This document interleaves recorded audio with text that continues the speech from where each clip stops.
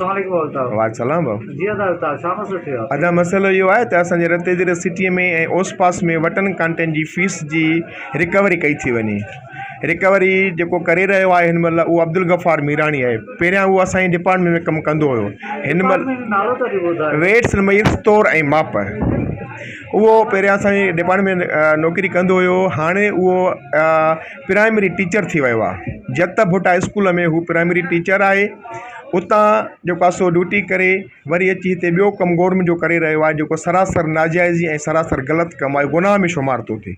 हू इहो कमु करे मां सभिनी शहर वारनि खे आगाह थो कयां त कोई बि उनखे वटन कांटनि जी कंप्यूटर कांटनि जी फीस न ॾे।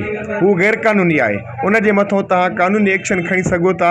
इन जे लाइ तव्हां अहल आहियो। मां सभिनी शहर वारनि खे आगाह थो कयां।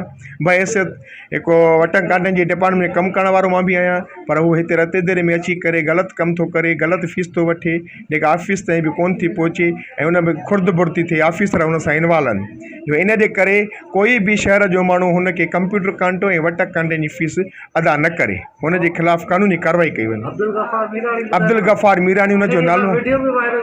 अॻ में बि असां हिन जी वीडियो वायरल कई हुईसीं।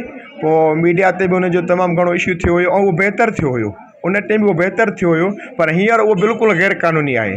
जंहिंखां बि फीस थो वठे उहा गैर क़ानूनी थो वठे। हू अॻ में हाणे पहिरियां हू प्राइमरी टीचर आहे। हुनखे कोई बि शहर जो माण्हू वटन कांटनि कंप्यूटर कांटनि जी फीस अदा न करे। जी हा, इहो हेडमास्टर जेको आहे सो साईं हबीबुल्लाह भुट्टो हुयो।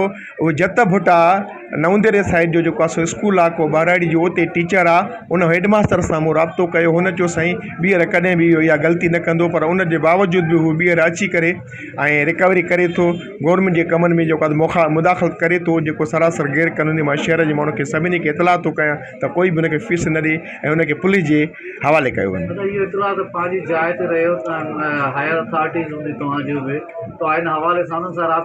जी हा, मां हुननि सां राब्तो कयो आहे। मां उन्हनि जे तरफ़ खां, मां इन जे तरफ़ खां, मां को उन्हनि खे लीगल नोटिस बि जारी कयो आहे, जेको असांजो कोर्ट जे तरफ़ खां। पर पोइ बि गैर क़ानूनी अची त फीस रिकवर करे हली थो वञे। जी शहर वारनि खे का बि ख़बर न हुई। मां सभिनी खे ख़बरदार थो कयां त कोई बि हुनखे इहा तौर माप जी फीस, वटन कांटनि जी कंप्यूटर कांटनि जी फीस अदा न करे, हुनखे कानून जे हवाले कयो वञे।